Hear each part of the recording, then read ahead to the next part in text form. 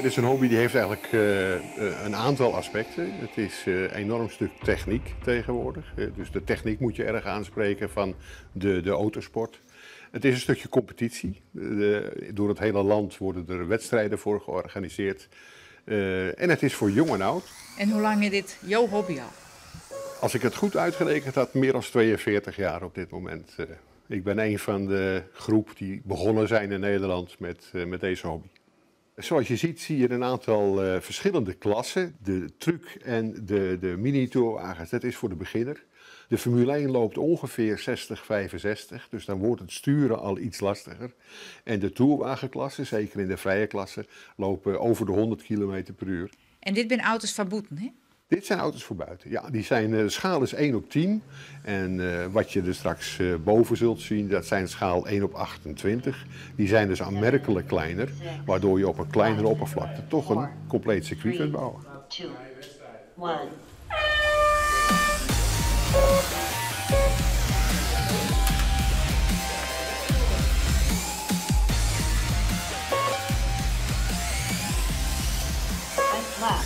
Begin 10,100 seconds. Wij komen helemaal uit Amsterdam, ja.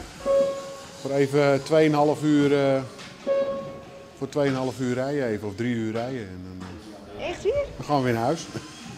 Ja, we hebben een leuke avond gehad. Hebben ze dit net dichter bij huis? Hebben ze dit niet dichter bij huis? Ja, Utrecht is wel wat dichter, maar dat is voorlopig pas begint over een maand pas weer. En daarna is dat ook weer over. Dus gaan we hier weer verder. Dit is nou ja, zijn auto. Dit is zijn, ik denk dat ik het kennen, maar dit is zijn transponder. En ja, die auto rondom hoe hard en hoe snel. Het is een verhoogd al je.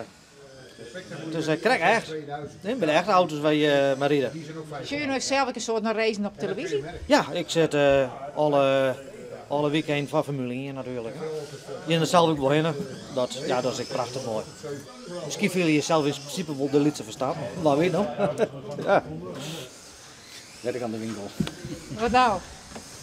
Hij moet nog sneller. Nog sneller. Ja, prutsen jullie veel zelf nu?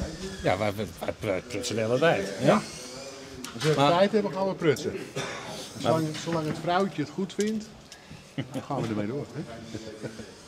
Maar wij rijden heel veel samen en het scheelt altijd 1/10 of 2/10. Dus dat is gewoon leuk. Hij is sneller of ik ben sneller. Nou ben ik sneller, dus nou... Even experimenteren is dit hoor. Wat doe je dan? Nou, ik rijd mijn FPV. Dat is ja, alsof je in de auto zit, zeg maar. Ik krijg nog een videosignaal en daarmee sjog ik eigenlijk wat de auto sjogt.